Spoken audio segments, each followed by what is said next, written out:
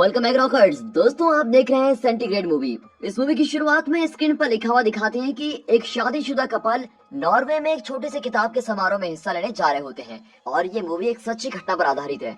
फिर दिखाया जाता है कि एक कार पूरी तरह से बर्फ से ढकी हुई है। नियोमी नाम की एक औरत कार के अंदर उठती है और देखती है कि उसकी पूरी कार बर्फ से ढकी हुई है। वो कार का दरवाजा खोलने की कोशिश करती है लेकिन कुछ भी फायदा नहीं होता, कोई भी दरवाजा नहीं खुल रहा होता है। फिर नियोमी अपने पति मैट को उठाती है और वो भी दरवाजा खोलने की कोशिश करता है लेकिन किसी भी दरवाजे को नहीं खोल पाता। फिर मैट बर्फ को पिघालने के लिए कार को चालू करने की कोशिश करता है लेकिन दुर्भाग्य से बर्फ की वजह से कार का इंजन बहुत ही ठंडा हो गया होता है और कार स्टार्ट ही नहीं होती।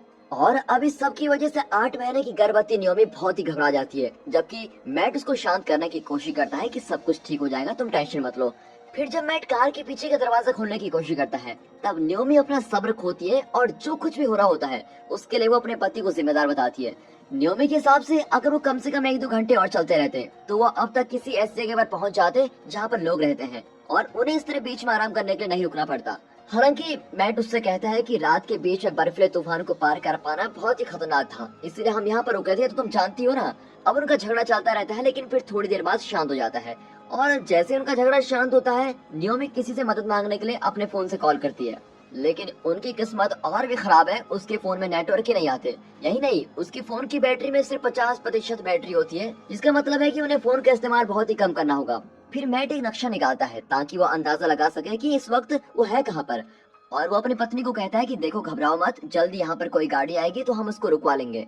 मैट सब कुछ करता है जिससे उसकी प्रेग्नेंट पत्नी शांत रहे और वो उसको हंसाने के लिए यहाँ तक कि कुछ चुटकुले भी सुनाता है ताकि वो शांत रहे, जबकि बाहर बर्फ का तूफान बढ़ता जा रहा होता है।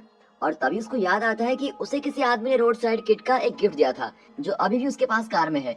फिर मैट कार के अंदर अपने सामान में देखता है तो उसको एक कंबल, एक मोमबत्ती और बहुत सी ऐसी चीजें मिल जाती है।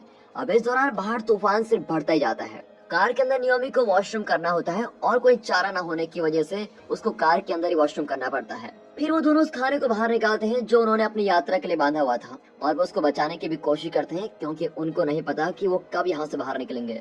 अब खाने को चाटने के बाद नियोमी अंदाजा लगा लेती है कि उनके पास लगभग 12 दिन का खाना है।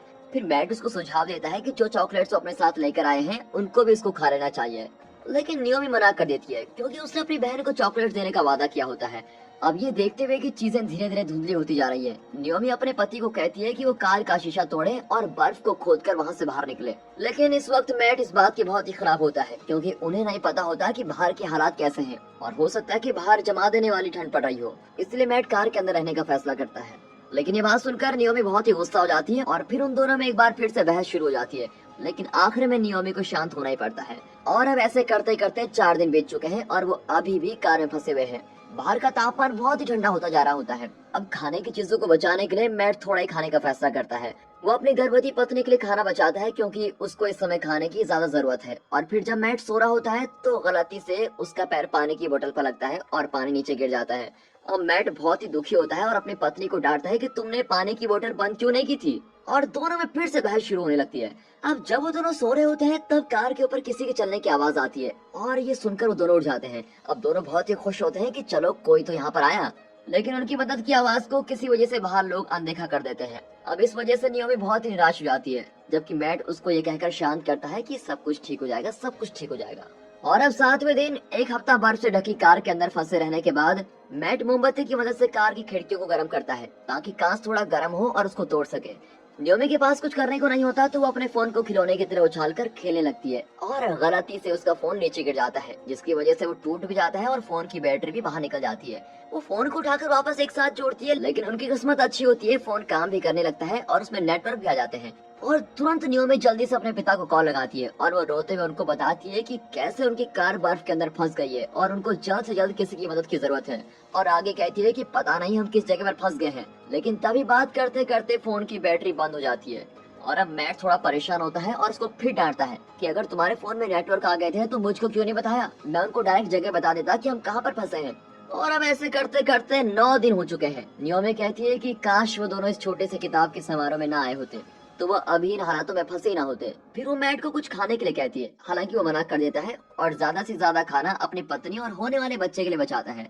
नियोमी एक बार फिर से मैट को कार की खिड़की तोड़ने के लिए कहती है, लेकिन मैट अभी भी मना करता है क्योंकि उसका मानना है कि एक बार खिड़की टूटने के बाद उनके पास सर छुपाने का कोई भी ठिकाना नहीं बचेगा।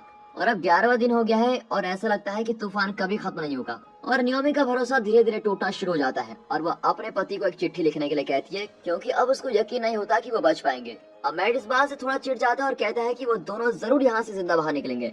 फिर कुछ देर बाद ही उन्हें बर्फ को रास्ते से हटाने वाली एक गाड़ी की आवाज सुनाई देती है। वो बहुत चिल्लाते हैं कि कोई उनकी आवाज को सुन ले, लेकिन दुर्भाग्य से वो कुछ कर ही नहीं पाती और गाड़ी वहाँ से गुजर जाती है। अब मैट बिल्कुल ही टूट जाता है और रोने लगता है और इस बार नियोमी की बारी होती है उसको शांत करने की। अब 15वां दिन है। 2 हफ्ते कार में फंसे रहने के बाद अब उनके पास पीने का पानी भी नहीं है, जो था वो गिर चुका है। फिर मैट बाहर से कुछ बर्फ लेने की कोशिश करता है ताकि वो पानी पी सके। और फिर रात को नियोमी के पेट में दर्द होने लगता है, यानी कि वो बच्चा देने वाली है। फिर वो अपने कपड़े उतारती है और तेज तेज सांस लेती है और तभी वो गाड़ी की सीट के ऊपर का हिस्सा निकालती है और खिड़की को तोड़ने लगती है, जिसकी वजह से मैट की आंख खुल जाती है। अब ये सब देखकर मैट अपनी पत्नी को शांत करने की कोशिश करता है कि चुप हो जा, तुम अभी बिल्कुल शांत रहने की कोशिश करो। अब उसके शांत होने के बाद मैट देखता है कि उसकी पत्नी जल्दी एक बच्चे को जन्म देने वाली है। नियोमी अब बहुत ही डरी हुई है, क्योंकि उन दोनों में से किसी को भी डॉक्टर की पढ़ाई के बारे में कुछ नहीं पता, न ही डिलीवरी के बारे में कुछ पता है। लेकिन किस्मत अच्छी रहती है और पति की मदद से नियोमी बच्चे को बाहर निकालने में कामयाब हो जाती है और चमत्कारी ढंग से एक स्वस्थ बच्ची जन्म देती है। और दोनों बहुत ही खुश होते हैं कि इतनी सारी मुश्किलों के चलते हुए भी वो बच्ची को सुरक्षित जन्म दे पाए हैं। मैट फिर नाल को उठाता है और उसको एक डब्बे के अंदर डाल देता है।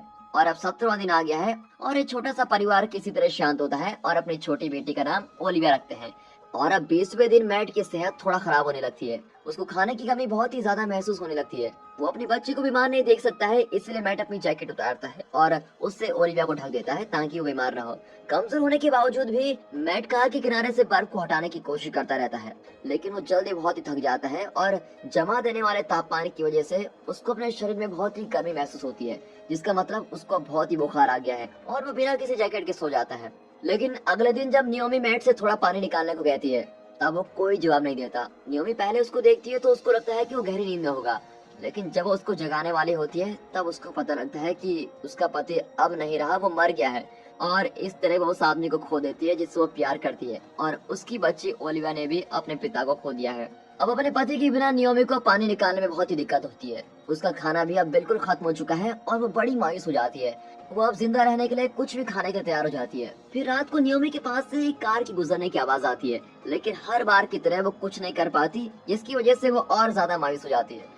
फिर छोटी ओलिविया भूख की वजह से रोना शुरू कर देती है और नियोमी जल्दी उसको दूध पिलाने की कोशिश करती है, लेकिन उसको दूध नहीं पिला पाती क्योंकि उसका शरीर खुद ही कमजोर है। वो निराश हो जाती है और अपना ही नाल खाने पर मजबूर हो जाती है। हालांकि कुछ देर बाद वो बच्चे को दूध पिला पाती है और उस बच्चे की भूख इस तरह मिट जाती है। अब बाद में रात को नियोमी अपने मरे हुए पति के बगल में लेटी हुई है और भूख और निराश की वजह से खुद से बात करना शुरू कर देती है। वो मैट की शर्ट को उतार देती है और ओलिविया को गर्म रखने के लिए उस शर्ट का यूज करती है। अब अगली सुबह 24वां दिन है। कार के अंदर सूरज की थोड़ी सी रोशनी आती है और तभी पानी की एक बूंद नियोमी के ऊपर गिर जाती है, जिसकी वजह से वो जाग भी जाती है। अब वो समझ जाती है कि बर्फ पिघल रही है और बिना कुछ सोचे नियोमी सीधे बर्फ में कूदना शुरू करती है। और इतने लंबे समय तक बर्फ के नीचे फंसे रहने के बाद अपने ऊपर चमकीले आसमान को देखकर वो बड़ी ही राहत महसूस करती है। वो अपने साथ अपना सारा जरूरी सामान ले लेती है और अपनी बच्ची को एक बैग में डालकर वहाँ से निकलने से पहले वो अपने पति को आखिरी बार अलविदा कहती है। और फिर कार से निकलने के बाद वो बर्फीली सड़क पर चलना शुरू कर देती है। रास्ते में उसे सड़क के किनारे एक निशान दिखाई देता है जो बता रहा है कि पास ही में लोग रहते हैं। फिर नियोमी अपनी बेटी के लिए काफी घंटों तक चलती रहती है और सूरज डूबने वाला होता है और आखिर में उसके सामने एक बिल्डिंग होती है जिसको देखकर बहुत ही मुस्कुरा रही होती है। और दोस्तों मूवी के आखिर में लिखा हुआ दिखाते हैं कि नियोमी और उसके बच्चे को पास के हॉस्पिटल में ले जाया गया। एक्सपर्ट्स का मानना है कि वो इग्लू इफेक्ट की वजह से बच पाए, जो उन्हें बाहर की ठंड से बचा रहा था। आज नियोमी किताबें लिखती है और उसने अपने सारे काम को अपने मरे हुए पति के नाम पर समर्पित कर दिया। और दोस्तों यहाँ पर ये सर्वाइवल मूवी खत्म होती है। बाकी दोस्तों आपको ये मूवी कैसी लगी कमेंट करके जरूर बताइएगा और अगर वीडियो अच्छी लगी हो तो वीडियो को लाइक कर दें, चैनल को सब्सक्राइब भी कर दें। बाकी मिलते हैं अगली वीडियो में, तब तक के लिए गुड बाय, अपना ख्याल रखिए and finally thanks for watching.